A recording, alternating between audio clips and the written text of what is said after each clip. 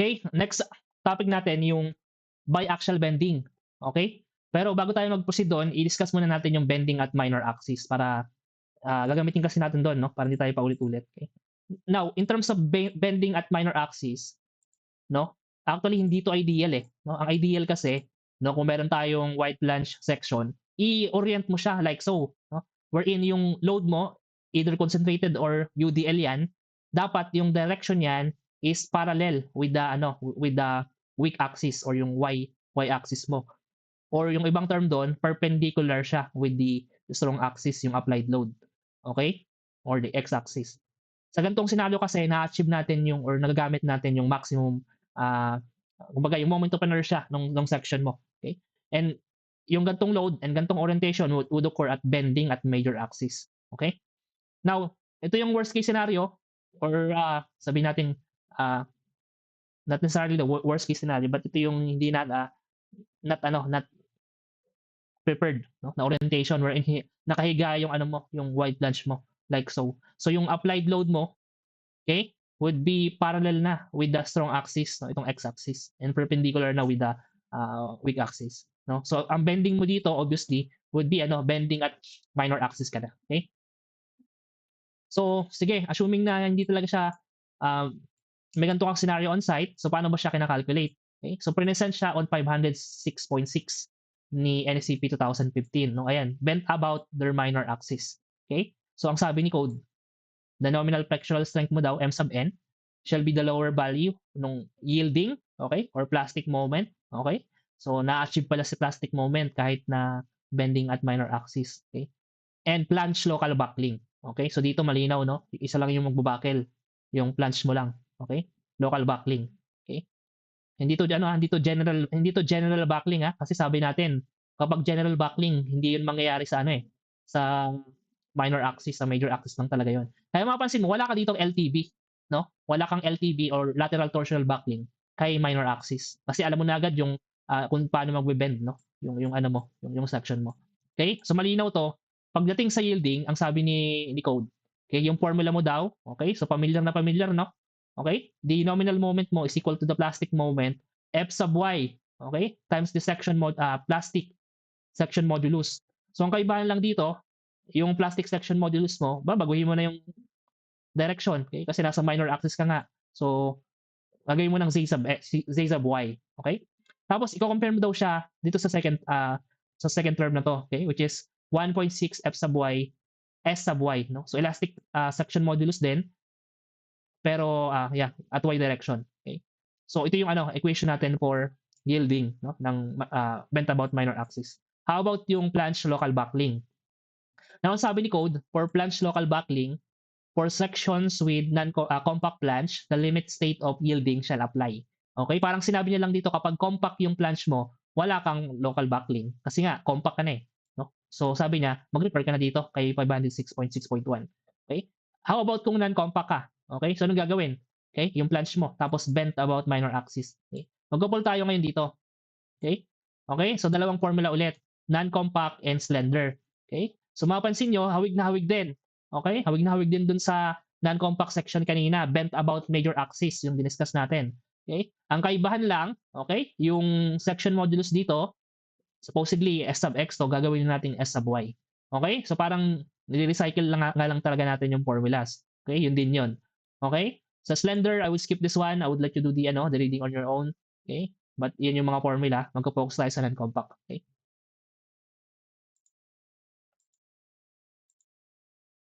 Punta na tayo sa topic talaga natin on this session, yung bending at both axis, no? So, yung may mga scenario kasi na kung saan sabay na yung loadings mo at both principal axis. So sa case na yon, yung bending mo would occur na sa dalawang principal axis and tinatawag din natin siyang biaxial bending. Okay? Biaxial bending. Yung ibang term dito sa ibang book tinatawag nilang asymmetrical bending. Okay? Now, kung pupuntahan nyo yung section ng provision ng NSCP 2015 regarding biaxial bending, wala kayong makakita doon sa section 506.6, no, which is yung provision for design of flexural members. Wala kayong makita doon, okay? So actually hindi niya explicitly mention doon sa provision na yon pero pinasok niya sa ibang section. Okay? Sa ibang section niya pinasok. Okay? To be specific, sa section 506, 508, no? Design of member. Okay? So let me quickly recall lang yung yung code, no, para mas ma-visualize niyo kung saan siya pinasok.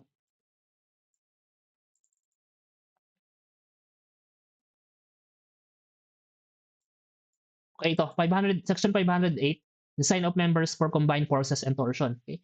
So hindi na siya pinasok sa section 506. So specifically itong mga equation na to. Okay, ayan. Itong dalawang ano na yan. Equation na yan. Pero ito lang din 'yon. Okay? Kung mag-check ka daw ng biaxial bending, ito lang din 'yon. I-check mo. Okay?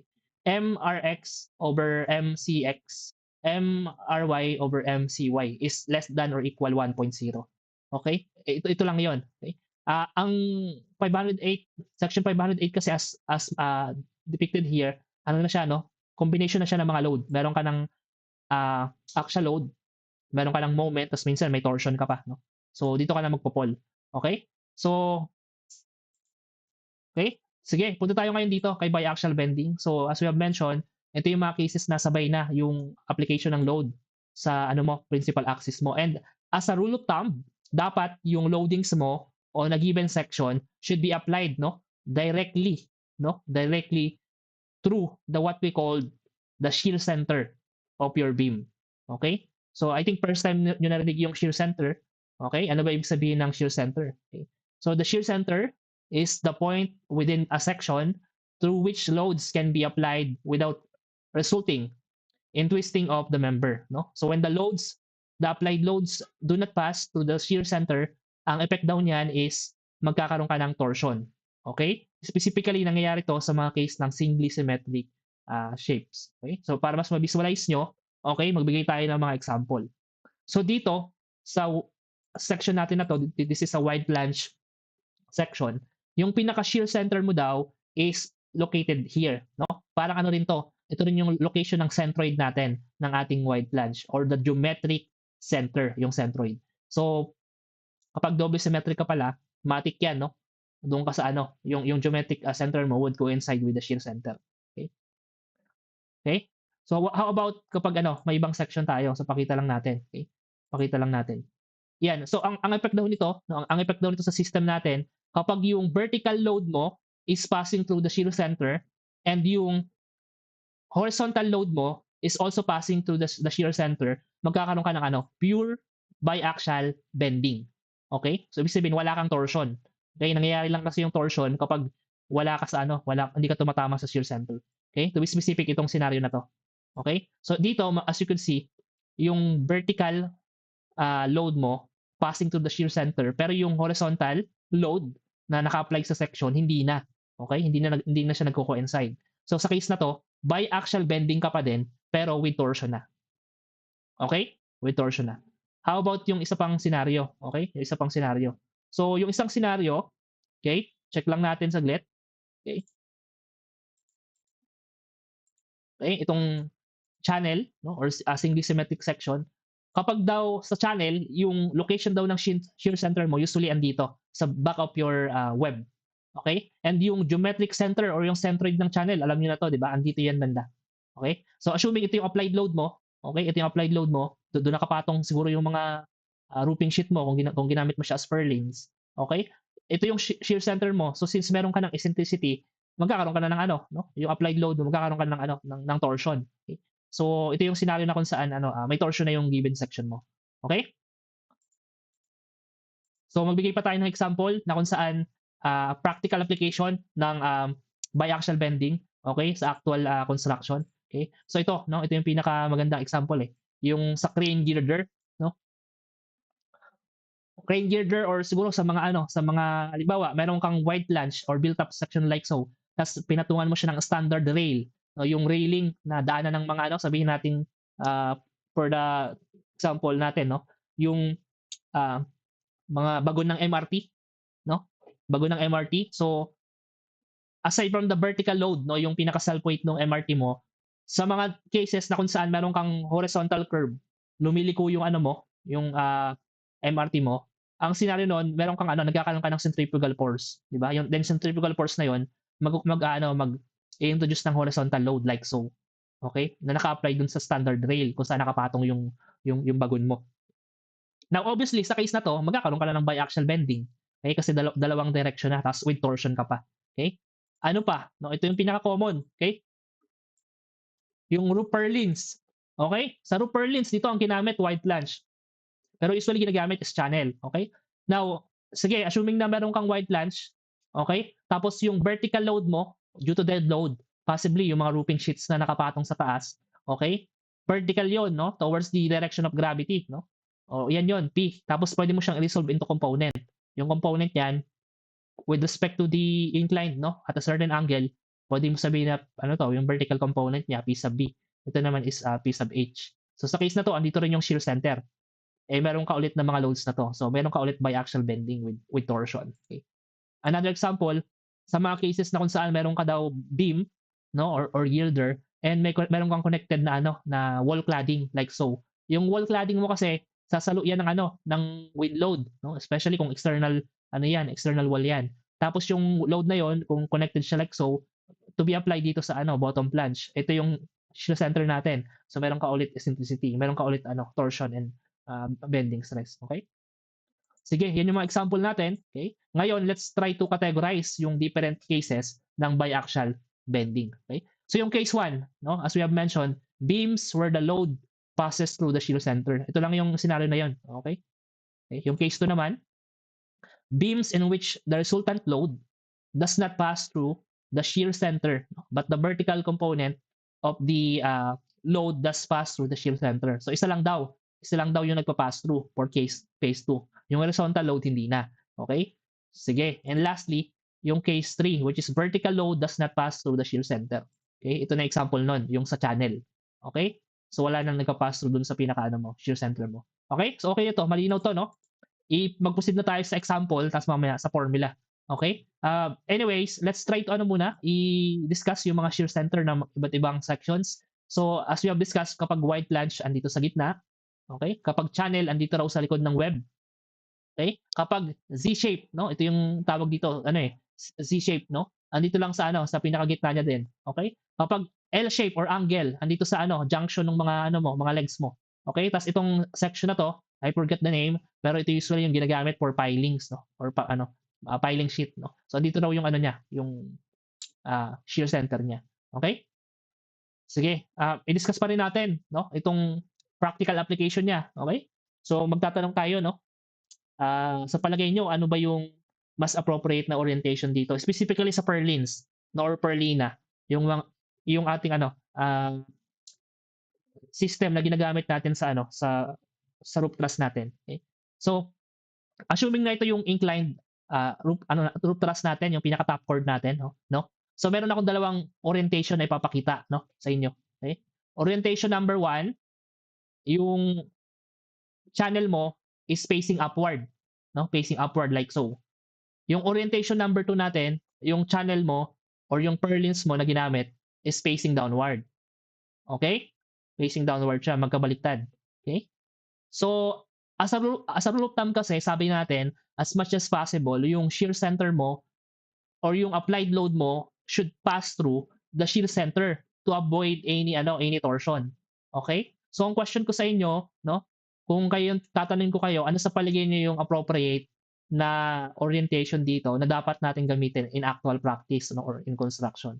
Ito bang orientation 1 or itong orientation 2? At bakit? Okay? Sige, recitation tayo. Okay? Sir, Yes? orientation 1 po, since yung point load niya po is dadaan po siya sa shear center po. Through dun sa kanya pong channel. Okay? Sige, tama naman. Ano pa ang ibang explanation?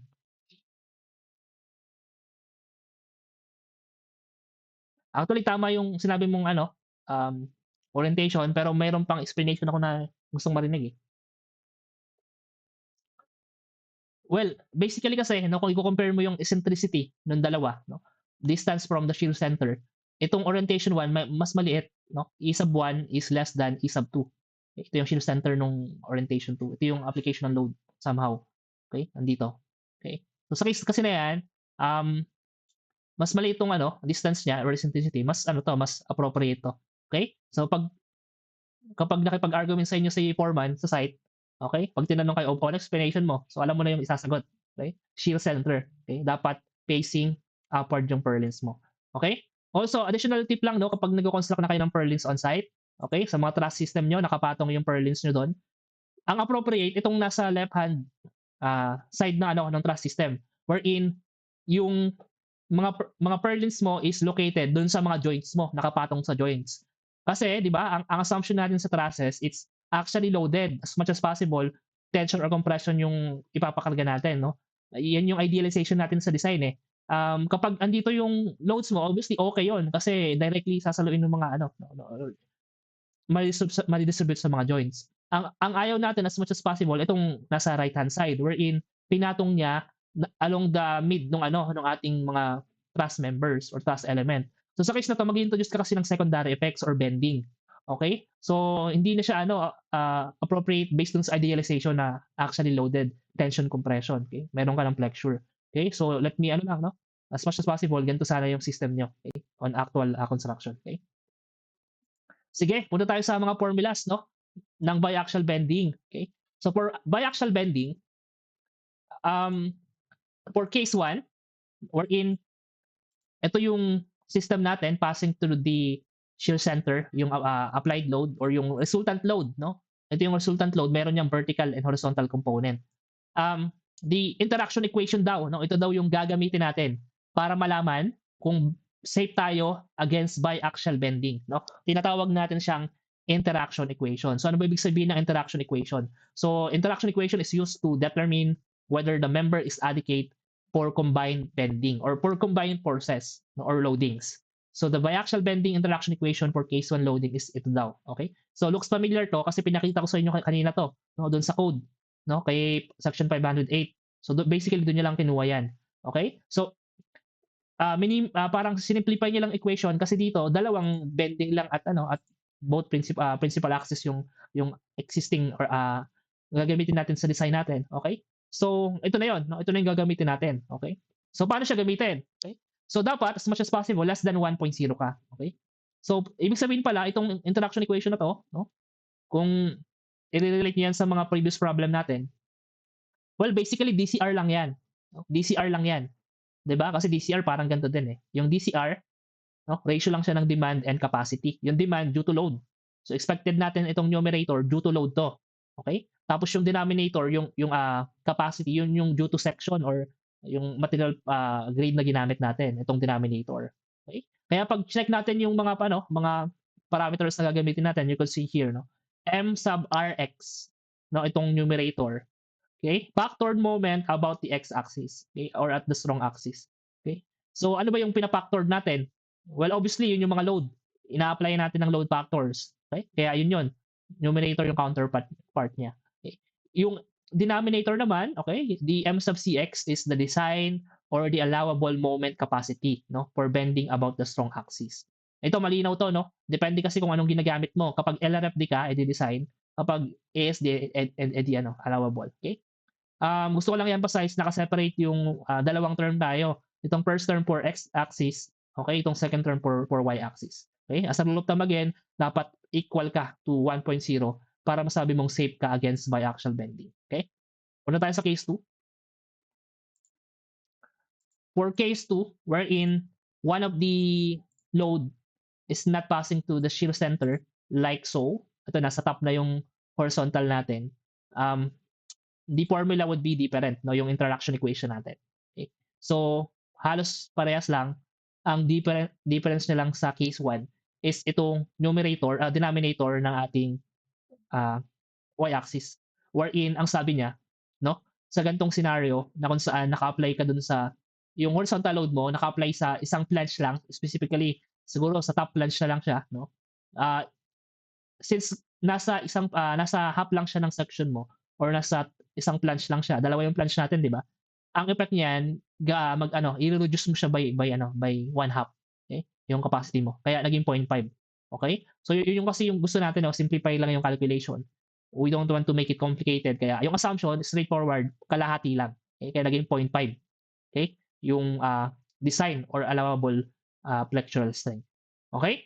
Sana malinaw yan, no? Ito rin yung mga similar parameters, wala naman nagbago. Okay? And lastly, yung case 3, kung saan yung vertical load mo and yung horizontal hindi nagka-pass through the shear center. Ito yung mga example nun. Okay? So yung formula mo dito na gagamitin, parehas lang ng case 2. Okay? Parehas lang na parehas. Okay? So in summary, dalawang formula lang yung i-memorize mo for biaxial bending. Yung case 1, no, unique yon. Yung case 2 and case 3, parehas lang. Okay? Sige, example problem tayo. So example problem number 4 tayo, okay? A W12 by 58 is used as a crane runway girder as shown in the figure. So ito yung ano natin, no? Ito yung system natin. The girder is on simple span of 6 meters length. The crane wheel imparts a moving vertical load of 50 kilonewton. So ito kasi yung ano no? Ito yung white flange na structural member natin. May nakapatong doon na standard rail. Okay? Tapos ito yung pinaka-wheel ng ano natin, ng crane natin. So meron daw siyang load na uh, nilalagay doon sa sa standard rail natin. So which is 50 kilonewton, no? Downward. Tapos horizontal or lateral 7 kilonewton. Okay? Yung standard rail natin, self weight 415 newton per meter. Okay? 836 yung pinapagamit and ASD. Okay? May binigay siyang C sa B. Okay, sige, take note na lang natin yan. And sabi niya, a lateral bracing was included or provided in supports and at midspan. Okay? Okay, so yun yung natin, lateral bracing. Tapos, ang sabi niya, use impact factor 15 equal to 15 over L plus 37 and it should be less than 30% now. Okay? Where L is the length of span length in meters. And then sinabi niya rin dito na i-apply mo lang daw yung impact factor mo sa vertical load P, no? Hindi na i-include sa 7. Okay, ito yung mga pinapahanap niya. Appropriate value of impact factor, okay? Determine yung factor moment about the x-axis. The y-axis, okay, yung kasunod. Allowable moment capacity at strong axis and at weak axis, okay? And last question niya is safe ka ba against biaxial bending? Okay? Sige, solve natin to, no? Solve natin tong problem na to.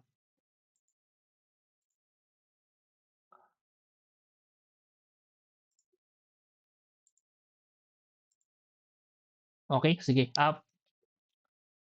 By the way, narinig niyo na ba yung term na impact factor bago tayo mag-proceed? First time yung na-meet yung impact factor na tinatawag, tama ba? Yes po. Okay, sige. So basically yung impact factor kasi, no? Although hindi ko na discuss to sa chapter 1 or chapter 2 for the loads and load combination.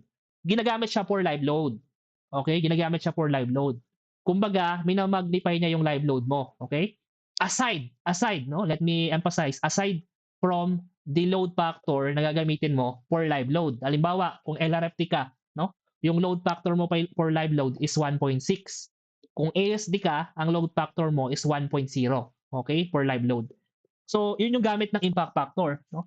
And ang explanation diyan, no, ng mga code is imagine meron kang tulay, no? Tapos yung tulay mo dun sa pinaka deck slab mo, meron kang pothole, no? Parang meron kang butas doon or pothole. Or sabihin na lang natin sa mga movement joints kung saan merong awang yung ating pinaka mo. Okay? Bridge system mo. Okay? Now, kapag meron ka kasing moving vehicle na nagka-pass through dun sa tulay mo, ang effect niya kapag merong pothole or merong movement joint, ang nangyayari na mabilis yung takbo nun, pag dumaan siya dun sa pothole, biglang bagsak, okay? Tapos biglang okay? Bagsak nung gulong, ang nangyayari namamagnify niya yung pinaka live load mo. Aside from the actual value ng live load mo, dun sa sudden drop niya, namamagnify niya by a percentage yung live load. Okay? Kaya ang ginagawa natin as a bridge engineer in the future, no, we use impact factor to account for that sudden drop, no, or sabihin natin mga vibrations. Okay? Yung impact factor. So ito yung pinapagamit niyang formula. Okay? So let's try to calculate yung impact factor for live load. Okay?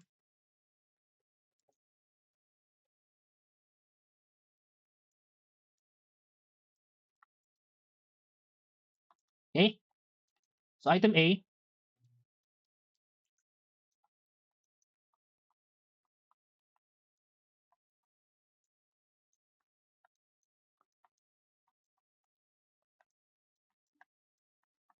Okay, live load impact factor. Okay, ang formula as per problem um, is equal to 15, no, over L plus 37. Okay, and it should be ano daw, no, less than less than 30%. Okay, yan yung ano niya, pinaka-limit niya. Okay, kung sino yung mas mababa sa dalawa, obviously, siya yung mag-govern. Okay, yun lang yung interpretation natin dito. Okay, okay, so plug in natin. Okay, ano ba yung span length natin?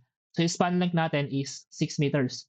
Okay, 6 meters. So plug in natin sa equation natin. Okay, so ibig sabihin yung impact factor natin would be um, equals to 15.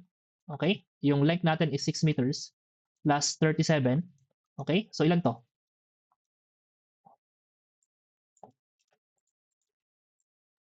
34.88. 34. Obviously, dapat naka-multiply by 100 yan, no? No? Kaya kung 0.34 lang yan, so kulang yon, no? I-multiply mo dapat kasi percentage ang usapan natin. So ilan to? 0.88. 34.88, no? Percent. Okay? So this is greater than, no? 30% na limit ng formula. So ibig sabihin this one would governs. Okay, yung 30%. Okay, yun yung gagamitin natin. Okay, on our calculations. Okay? Okay, sige. So ibig sabihin ang final impact factor natin, no, base dito sa conclusion natin na to would be 1 obviously. Okay? Kaya nga minamagnify eh. 1.0 yung original live load mo plus 0.3. Okay? So all in all, yung impact factor mo na would magnify yung live load mo is equal to 1.3. Okay? Okay? Pero pang live load lang po yan. Yes, pang live load lang siya. Okay? Hindi siya applicable sa dead load. Pag nag-bridge engineering kayo, no, kung if ever man na mag-structural track kayo, ayan yung mga ginagamit namin sa sa bridge design. Okay? Okay? So magkaiba to, no? Magkaiba yung impact factor depende sa kung ano yung design mo. Alam mo, design mo yung yung mga members mo. So alam ko that is 1.33 ata or 33%. Kapag naman dinidesign mo yung mga movement joints, yung may mga awang, yun critical yun sa sa impact ng vehicle. Kaya ang impact factor niya 1.75.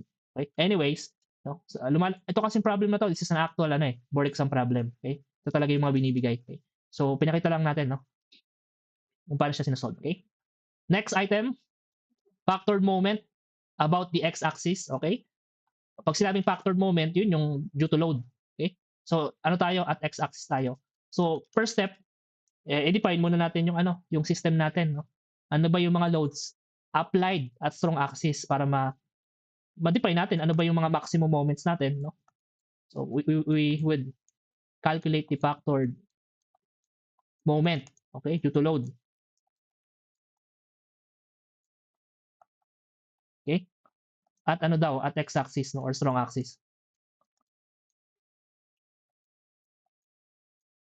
Sige. Isa-isahin lang natin, okay? Number 1, we have a simply supported span na 6 meters. Okay? Unahin muna natin yung dead load, no? By looking dun sa problem, okay? Ang number 1 dead load natin na binigay yung standard rail. Itong blue, okay? 415 Newton per meter. Yeah. Ang second na dead load, itong self weight ng girder na W12 by 58. Okay?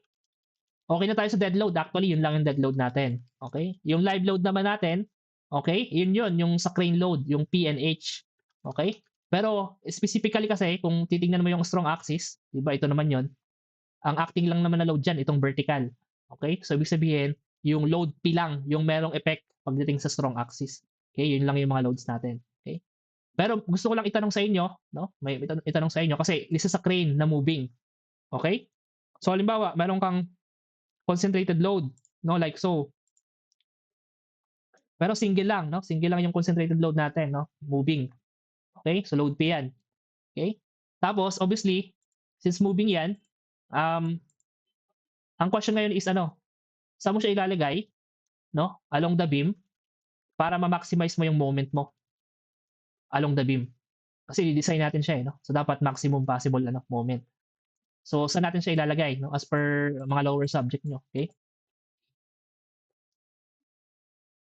Anyone in the group? So, yung kasi hindi yun ano eh. Hindi yun binibigay sa board exam, no? Kung di mo alam yun, hindi mo masasagot.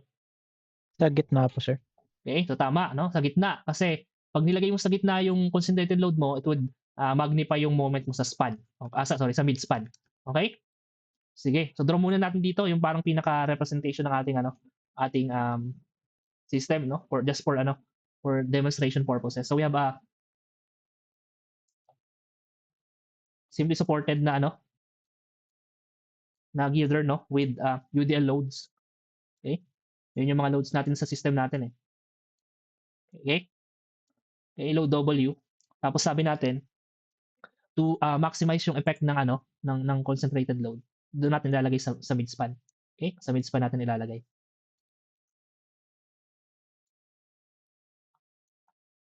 Okay, yung load P natin would be applied, no? Dun sa ating midspan. Okay? At 3 meters. Okay? Now, again, if you would look dun sa sa x-axis mo, okay? Strong axis. Ito na yung mga loads natin, 'di ba? Ito na yung mga loads natin. Okay? Tapos kung i-check mo yung pinaka orientation ng ng girder mo, okay? Parang ganito yung itsura, okay? Yan yung girder mo. Tapos yung mga loads mo naka-apply dito kasi strong axis nga eh, 'di ba? So, sige, no? Ano ba yung by looking dito sa system natin, no? Ano ba yung maximum moment ng UDL load, no? Without drawing the shear and moment diagram, okay? Kasi dapat alam niyo na to, kahit nakapikit ka. Okay? Ano yung maximum moment natin? Simply supported UDL load. Okay? Simply supported UDL load. Ano yung formula ng maximum moment natin? WL squared over 8. Okay? WL squared over 8. Okay? How about yung concentrated load at midspan? Simply supported.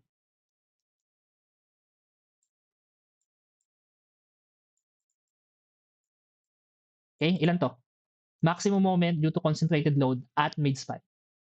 Simply supported. PL over 2 po. PL over 4. Okay? Over 4. Okay? PL over 4. Yung P over 2, ano yun? Shear yun or reaction. Okay? Sige dapat memorize ko to kasi basic to na mga value. Okay? Sige. So ngayon, meron na tayong formula. Ang gagawin natin, i-itemize na lang natin yung mga given. Halimbawa, yung length of natin, yung length of beam natin is 6 meters. Okay? 6 meters. Yung load P natin, okay, yung live load, okay, para dito is as per problem, okay, is 50 kilonewton, okay? Pero hindi pa yan yung final answer natin kasi sabi natin pag live load, a-applyan mo ng impact factor, okay? So ibig sabihin i-multiply mo pa yon, okay? So ibig sabihin magiging 1.3 times 50, okay? As far as I remember, this is equal to 65 kilonewton. So ito talaga yung live load natin. Okay? And sinabi pala sa problem sa vertical load mo lang daw siya i-apply. Wala na sa horizontal. Okay? Ano pa? Yung weight, no? Yung pinaka total weight natin. Okay? Now, yung total weight kasi natin, no, is simply, okay, yung standard rail natin na 415 Newton per meter. Pero i-convert na natin sa kilonewton per meter. Okay? Newton per meter to eh. So divide natin by 1,000. Okay? Para na tayo, okay? Plus, no? Plus na tayo. Ngayon, yung self weight, pinaka self weight natin ng ating beam, okay? Okay na tayo sa doon sa railing na nakapatong, 'di ba? Itong railing na nakapatong. Ito 'yun standard rail. Okay? Ngayon yung self weight naman ng girder. Okay? So mabilis lang yung formula doon kasi self weight ng beam, steel beam is simply gamma times area. Ito yung area natin. Okay? So yung gamma natin is 77. 10,968. Okay? So yung gamma natin, no, as per formula, that is 7 times yung area, 10,968. Okay?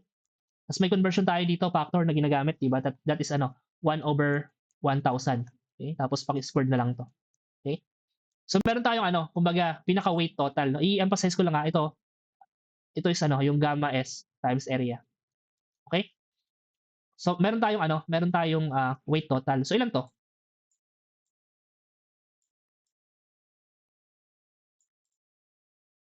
Total dead load. Total dead load to. Sige, ilan to? 844536.415. 0 point. 844536. Okay, magkaiba kayo ng kabilang section eh. So, paki-check nga. Is Yung pinaka total dead load natin, no? WT.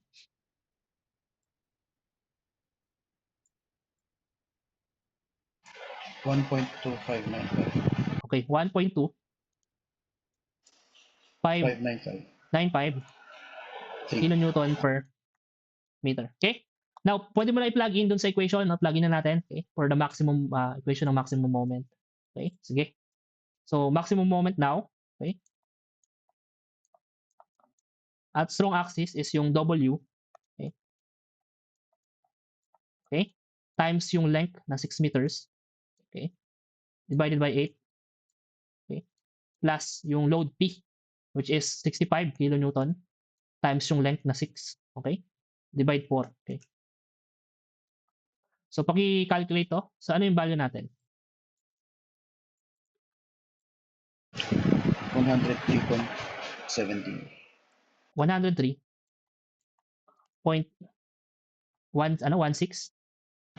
16775.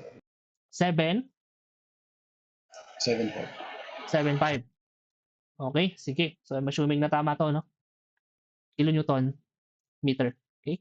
So, kung babalikan natin yung equation natin for biaxial bending, okay? Yung equation natin sa biaxial bending.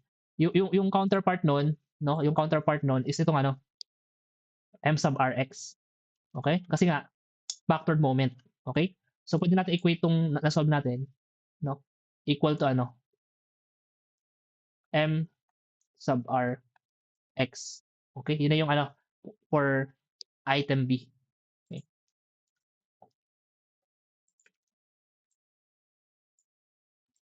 Okay? Sige. Okay na tayo sa item B. Let's proceed dun sa next item, which is yung factored moment mo daw at y-axis naman. Okay? Now, pagdating sa y-axis, okay? Sige.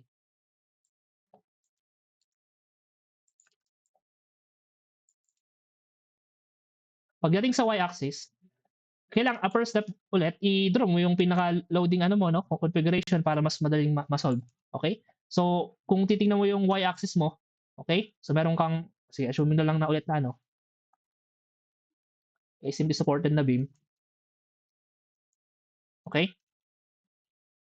Dito, ang dito is wala ka namang dead load sa y direction. Okay? Ang meron ka lang dito yung concentrated load. Okay? Yung concentrated load na acting at midspan, which is yung load H. Okay? So, kumbaga, pag tumingin ka sa cross-section ng girder mo, okay, kung ito yung girder mo, yung application ng mo, okay, so let me na lang, no? Let me na lang, okay? So, ito yung girder mo, okay, kasi ganito yung direction ng load H eh. Yan yung girder mo, ito yung mo, okay, load H, okay? Horizontal load H. Okay, yan yung application natin. So, na to? Bending at minor axis, no? So, factored moment. Okay? So, sa ganitong scenario, alam mo na rin, okay? Basically, yung maximum moment mo, di ba? Alam mo na rin to no? Concentrated load at midspan. So, yung maximum moment mo dyan is similar, no? PL over 4, okay? Plugin natin yung mga values, okay? That would be yung value ng P or yung H, 7 kilonewton. Yung L is 6, no? Divide 4. Meron tayong maximum moment. Okay, ilan to?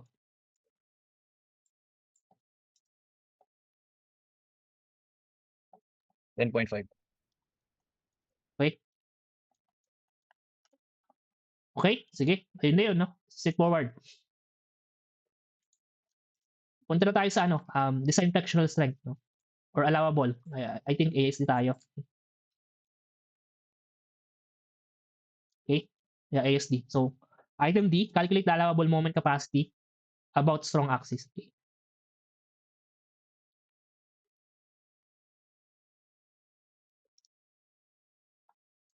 Okay? Allowable moment. Okay? Now, for allowable moment, at strong axis, alam mo na, no?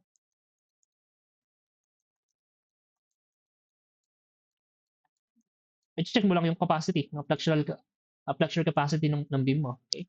So, ano yung gagawin natin? No? By the way, meron pala akong gustong i-discuss lang, no? Ng mabilisan. Okay? Since ASD yung pinapagamit sa atin, huwag niyong kakalimutan, no? Ito yung usual na pagkakamali ng mga student.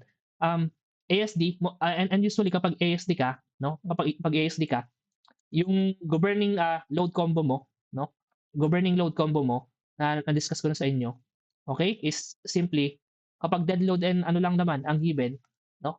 Yung 1.0 dead load plus 1.0 live load, 'di ba? Kaya mapansin mo dito sa mga load natin, hindi ko na pinakita yung multiplier na 1.0 kasi yun din naman yun, okay? Yun din naman yun, yung sa live load natin, okay? Iba kasi yung usapan kapag LRFD.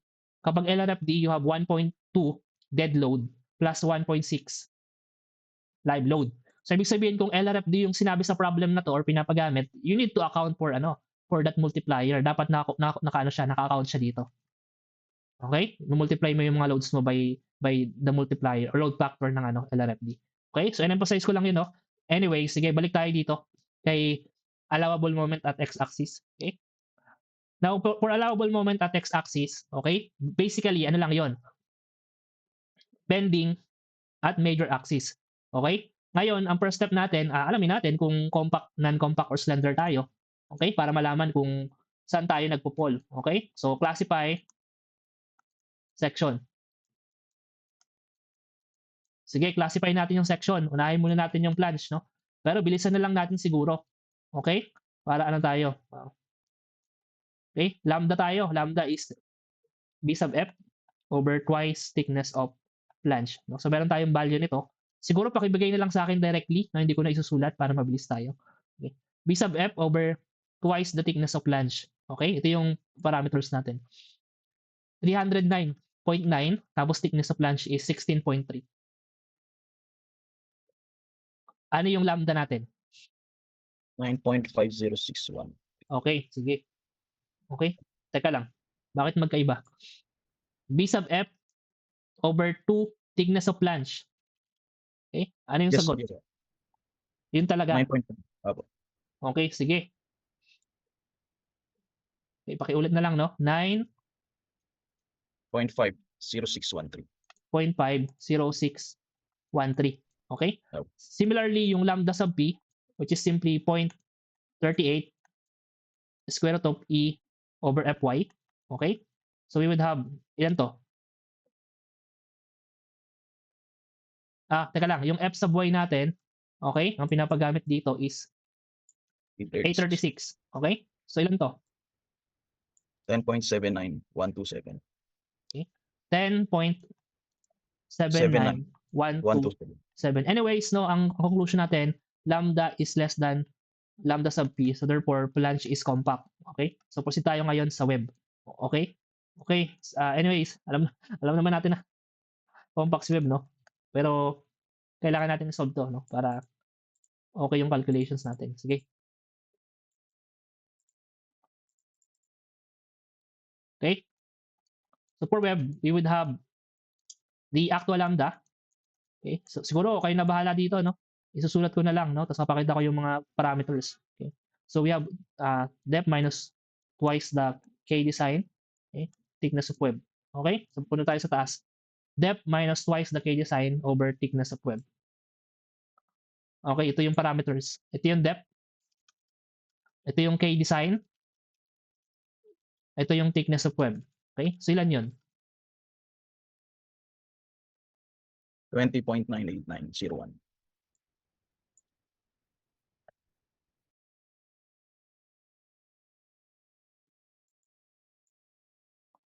Okay, sige meron lang akong gustong i-check mabilisan. 12 by 58.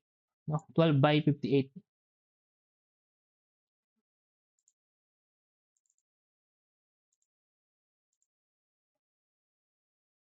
(9.1) ang thickness of web. Okay? 9.1 ang thickness of web. Okay, so tama naman. Okay, sige, tama yung calculation natin. It seems na merong confusion kasi iba yung binibigay ng kabilang section. Okay? Sige. So, sige, ilan to? 20.98901. 20.901. 8901. Okay?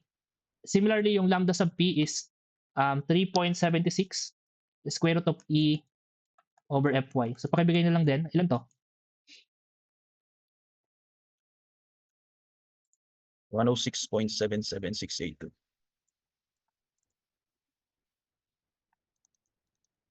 Okay? So, therefore, lambda sub p is again less than lambda lambda is less than lambda sub p. So, yung web natin is compact. Okay? Now, hindi na ako maglalagay ng conclusion, no? Basically, compact yung section natin. Yung NSCP 2000, NSCP provision 506.2, okay, applicable. Okay? So, ibig sabihin, 506.2 is applicable. Ibig sabihin yan, no local backlink, no? Pero meron kang lateral torsional backlink. Okay? So, yun yung next step, no? Yung item 2 natin, okay? Item 1, classify. Item 2 natin is to check yung lateral torsional backlink. Okay? So, sige. Or LTB na lang para shortcut, no? Check LTB. Okay? Sige. Quick calculation, no? Or quick observation muna tayo. Okay? Sa lateral torsional backlink, kailangan natin ng unbraced length. Okay? Unbraced length. And unbraced length natin, ito. Okay? 3 meters. No? Kalahati. Okay? As per the problem. Okay?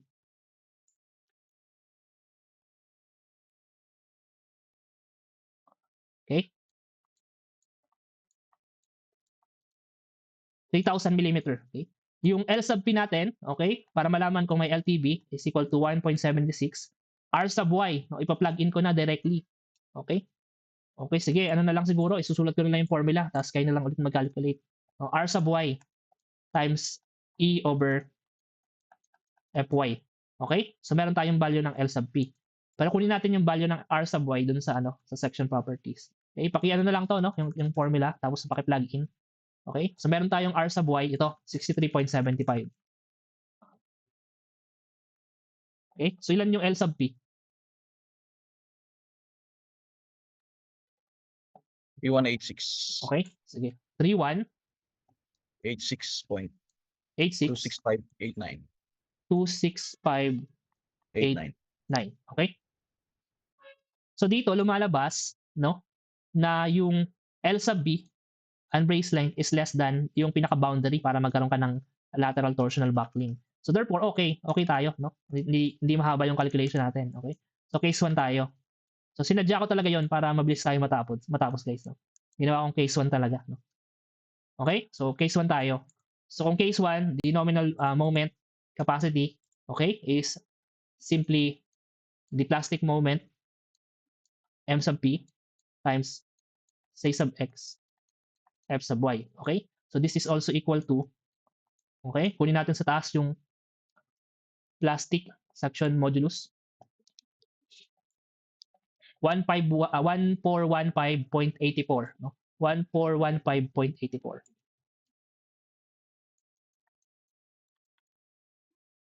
Okay? Times 10 to the third. Okay? 248 divide 1 million. Okay? Meron tayong value ng nominal moment, which is ilan? 351.12832. 0.12832. 12832. Okay? Kilonewton meter. Okay? And therefore, yung ating ASD ang pinapagamit. So, M sub A, no? And that is equal to nominal divided by omega sub B. So, meron tayong this equation or this numbers divided by 1.67. Okay? Kasi 0.9 tayo sa no? So, ilan to? 210.2526. 26. 0.26. Apo. Okay. Okay? Sige. So, itong si M sub A, kung babalik ulit tayo sa equation, ang counterpart niya naman itong M sub Cx. Okay? Kasi design or allowable moment, no, based sa section capacity. Okay? So we could say na ito is equivalent to M sub Cx. Okay?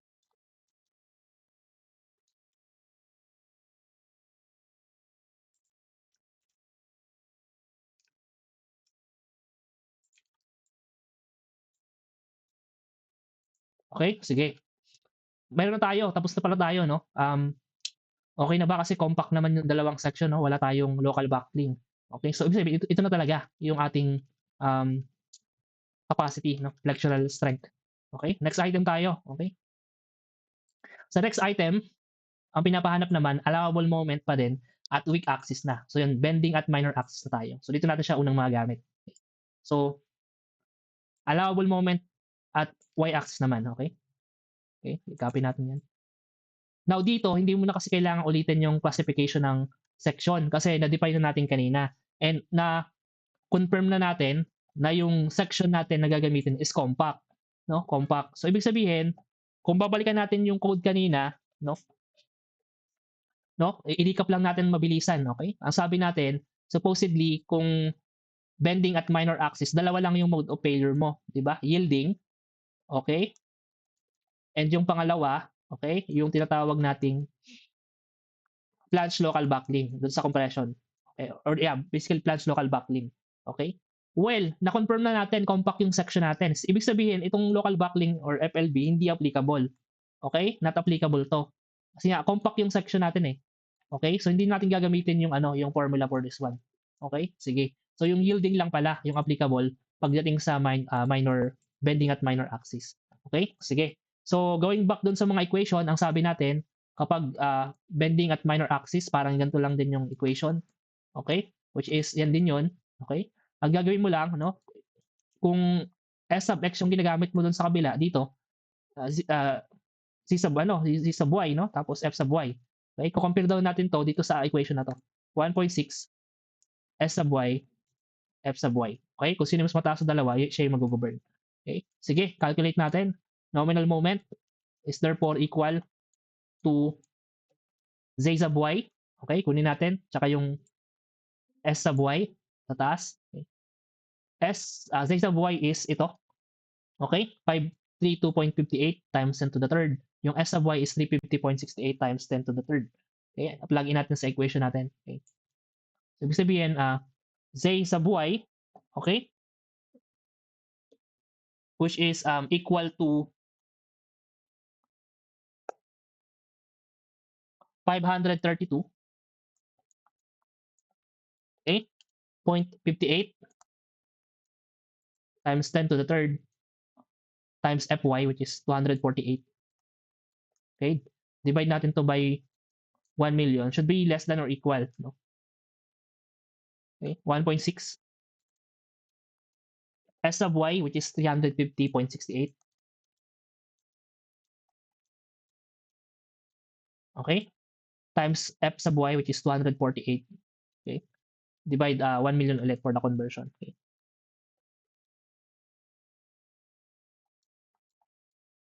Okay, sige. Pakibigay sa akin yung left-hand side equation. So, ilan to? Ito, to.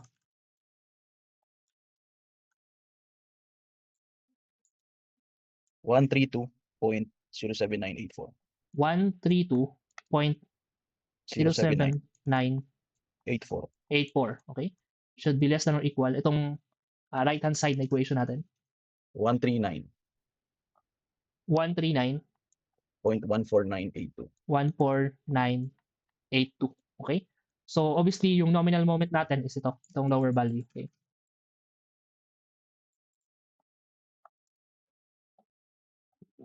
Let's use. Okay? Since ASD yung gagamitin, so we would have M sub A is equal to M sub N divided by omega sub B. So, this would be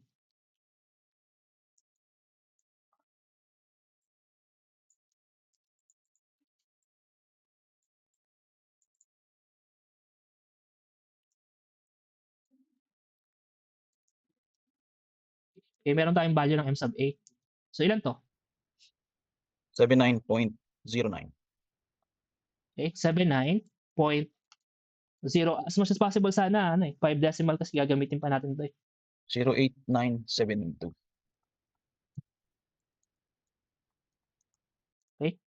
So yung counterpart nito dun sa equation, since y-axis to, yun yung MCY. Okay, MCY. So parang lumalabas ngayon, lahat na ng moment, na-calculate na natin. Okay, na-calculate na natin. So, proceed tayo sa last item. Okay, so yung sa last item, okay, for the last item, ang question is, safe ka ba against biaxial bending? Okay, and yung tool na ginagamit natin para malaman kung safe ka, yung interaction equation or simply the DCR. Okay?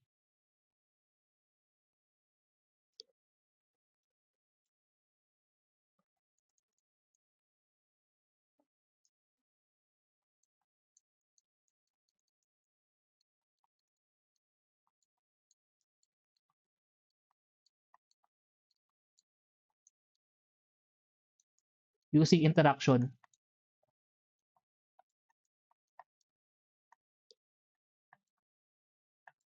equation. Okay? So the formula is as simple as numerator subscript is R, no? M Rx over M Cx plus M Ry. M Cy should be less than or equal 1.0. Okay? Plugin natin yung mga values. Kunin natin yung MRX. Okay, MRX. Okay, ito yung dalawa. By the way, hindi ko lang pala nailagay dito, no? Pero sulat na natin. Yung counterpart nito is MRY. Okay? M sub RY. Okay?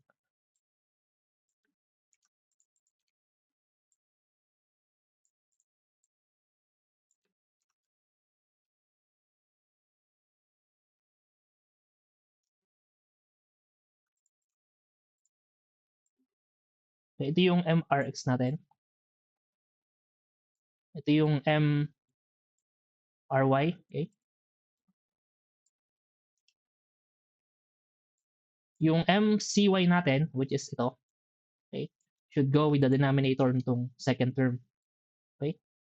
And lastly, isa pa, ito, M sub Cx should go here naman. Okay? Okay? So all in all, ito yung equation natin. Okay? Last. Okay? This one, okay, should be equal na lang natin, no, to 1.0. Okay?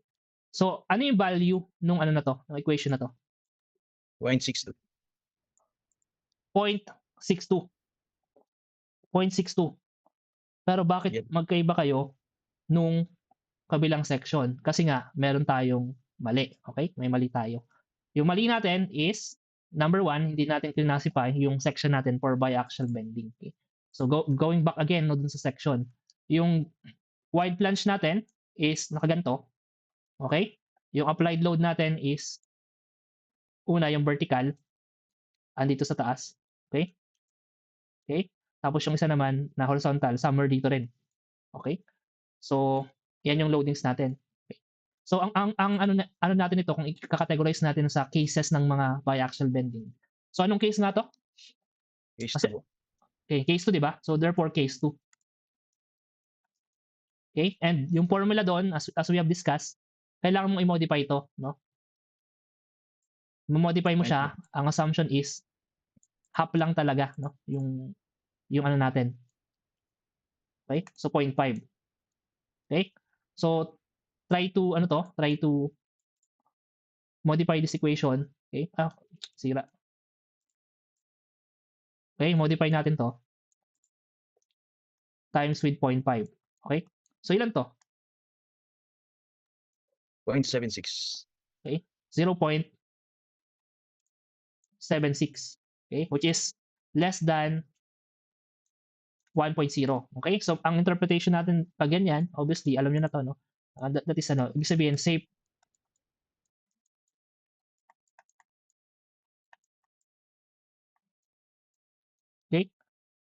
against, no?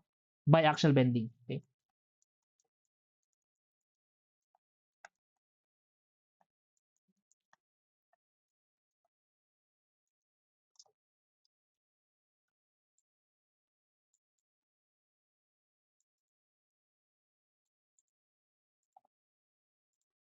Okay? Any question or clarification dito kay biaxial bending? Actually, itong case na to, kumbaga, dito na lahat eh, no? Ito na yung lahat ng application, meron pa tayong modification na ginawa. So, ito na yung worst case scenario in terms of any problem regarding biaxial bending. Meron kayong clarification or questions?